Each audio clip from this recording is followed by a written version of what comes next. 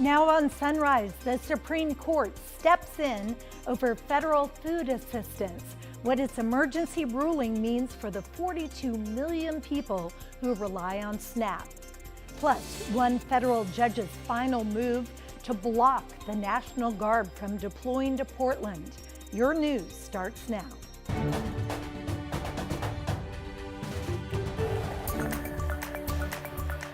Good morning. Thanks for getting up with us on this Saturday morning. I'm Libby Dowsett. We have a lot to get to. But first, let's check in with Corey Johnson for a look at our forecast. Yeah, Libby, good morning. We are a bit foggy this morning out there for us. Starting with our Rose City camera, you can see that fog sitting overhead. It isn't very consistent across much of our area, so a dense fog advisory has not been issued as a result, but still patchy fog nonetheless in some areas. 44 degrees for us in Rose City. Our temperatures right now sitting in the high 30s to mid 40s range for us. 34 in Pendleton, 21 in Baker City, 44 in Portland, as I just showed you, and then 42 near Astoria. This is our Chinookwan's Casino camera out in Lincoln City. A cloudy morning out on the coast, 43 degrees there. And then taking a look at futurecasts as we get into the rest of the day. So as I mentioned, patchy fog for us at this time as we go throughout the day. Starts to clear. We get some sun breaks as we get to around 11, noon, and then the cloud cover does return as we get into late tonight. So we won't see any rain today. We do have a ridge sitting over us. It's keeping things dry throughout much of the day is what we're going to see. A high around 58 degrees. And then, as I mentioned, we'll turn cloudy as we get into the evening hours. But we'll break down the timing of the rest of the day, the weekend, and when you can expect to see the rain again in just a little bit, Libby. Thank you, Corey. We are tracking new developments in the fight over SNAP benefits. Friday, the U.S. Supreme Court issued an emergency order temporarily blocking a lower court decision which required the Trump administration to fully fund benefits. That's for some 42 million Americans. However, some states, including Oregon, have already sent out money to fund benefits. And here's how this all unfolded. After a federal judge made the ruling, an appeals court declined to immediately step in. So Supreme Court Justice Ketanji Brown Jackson issued an order that paused the requirement to fund SNAP until the appeals court can figure things out. The Trump administration, now on day 39 of the government shutdown, argued it doesn't want to spend more money than it has available in a contingency fund. Meantime, Oregon leaders say benefits have gone out and there will be no clawbacks. We will continue to keep you posted on this. In another major court move, a federal judge has permanently blocked President Trump from sending National Guard troops to protect federal facilities in Portland.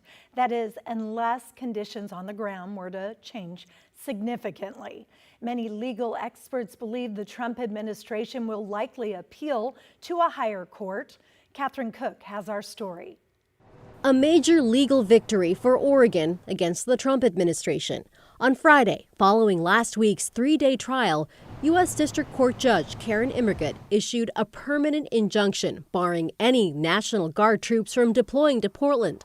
In September, Trump ordered the troops to protect federal property amid ongoing protests outside the ICE facility in South Portland.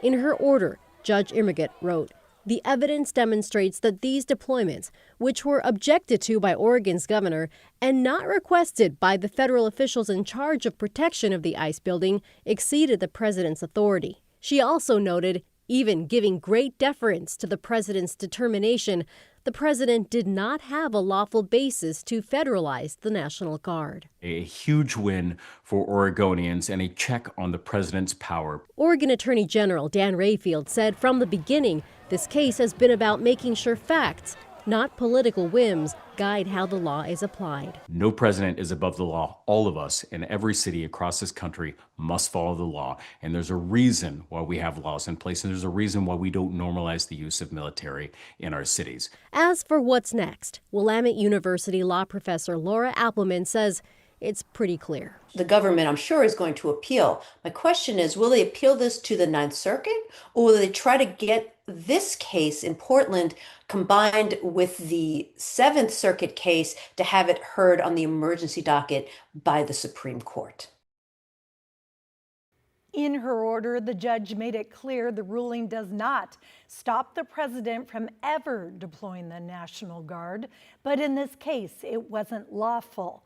Meantime, Oregon troops will remain federalized for at least the next 2 weeks, meaning they still cannot go home.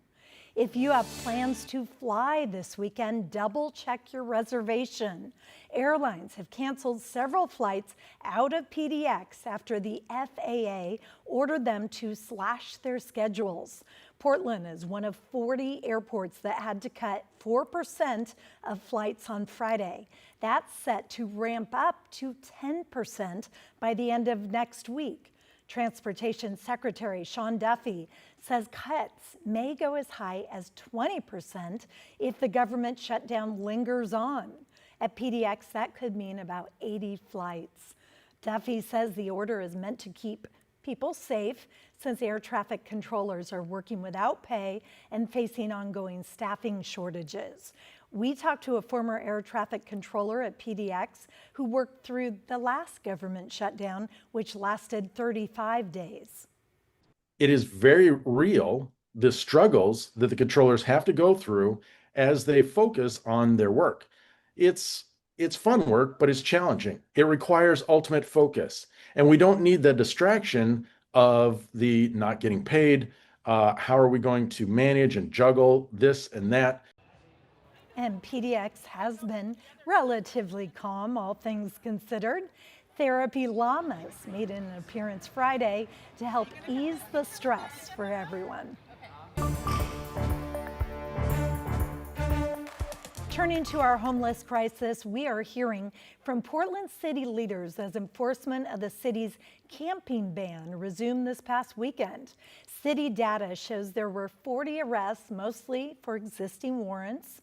Outreach teams issued 83 warnings and 7 citations, while connecting 39 people with local shelters. Mayor Keith Wilson says the goal is to get people help, not just arrest them. Police can write a ticket if a person camping on public property or in the right-of-way declines the offer of available shelter.